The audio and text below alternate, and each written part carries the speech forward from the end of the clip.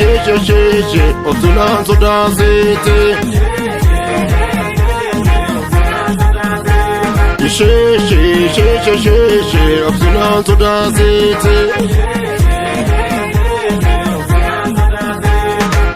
Kai male kutako Kai male kai male ya oromo Kai male ya hayyu kakso male obsawayu Kai male ya hayyu kakso male obsawayu Kai male ya hayyu kakso male obsawayu Kai male ya hayyu kakso male obsawayu Daba gamtati dinni renkabanni sete akkam kamako nunta batti dangajete yonu waltane harka kan koppetti furtuni mormanu gesse adabatu dinarursuni mormanu gesse adabatu dinarursuni mormanu gesse adabatu dinarursuni Hayyun keenya hati dira kanarrambaattu gidira dina urursum malabashi hidadhu loon gilashi kutaana dambanu oramaan tokkicha madaalamii keenyaaf haatanu qoricha dhiiga oromootaaf bakkandaa lolaatu arroostee laalaan boorsi abuntoatu Arroste la lamporsi apuntatu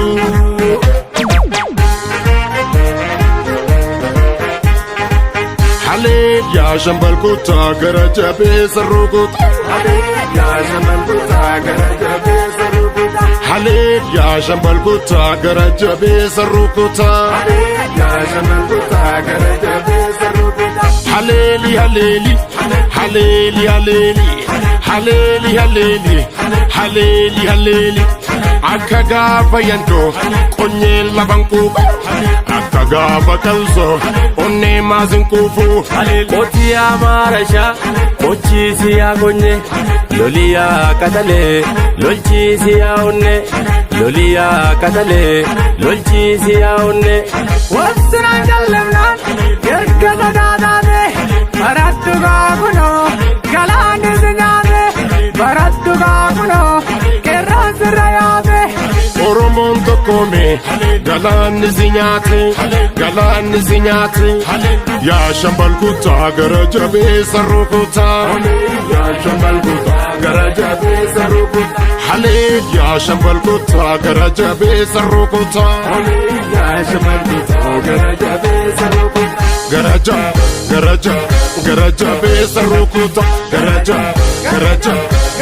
besarukuta